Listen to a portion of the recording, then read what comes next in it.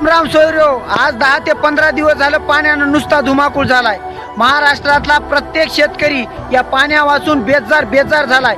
इकडं पळाव की तिकडं पळाव, इकडं जावं की तिकडं जावं, त्याला काहीच कळणार आहे. अक्षरशः त्या शेतकऱ्याचं इतकं पिकाचं नुकसान झालंय की ते बघितल्याच्या नंतर पोटामध्ये कावलालंय. तरी सुद्धा हे सरकार झोपीमध्येच आहे. हे 3 कांड्याचं आणि 6 अंडाचं सरकार झालंय.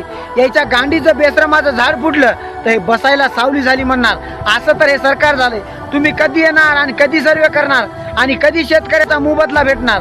अहो साहेब, तुम्ही लवकरात लवकर या आणि शेतकऱ्याची किती नुकसान झालंय याची चौकशी करा.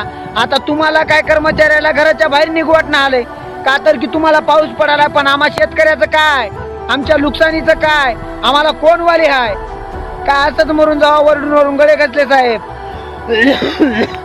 तुम्हाला काय सांगाव, सर्द्या झाल्या, लेकरं बिमार, घर बेजार. अहो शेतात पाणीच पाणी, आमच्या घराचे पत्र सुद्धा टपकालेत.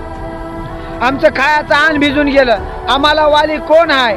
तुम्ही लवकरात लवकर या. नदीकाठच्या जमिनी अक्षरशः त्या शेतकऱ्याचे ढोरं वासरं होऊन गेले, त्याला भीक मागायची पाळी आली.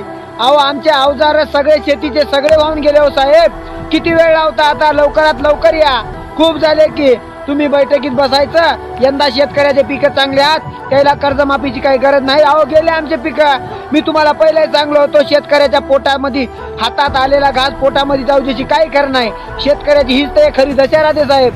आणि तुम्ही किती वेळ लावणार? लवकर या आणि शेतकऱ्याला काय ते मोबदला द्या, नाही तर शेतकरी बेजार होणार आणि अक्षरशः पाची घेणार. हो आता किती ओरडाव बाबा, ओरडून माझा तर गळा बसला. मी तर काही सांगणार नाही, कारण किती म्हणून सांगा. आपलं जर कोणी ऐकत असेल तर त्याला सांगण्याला अर्थ असते, ऐकत नसेल तर काय सांगाव.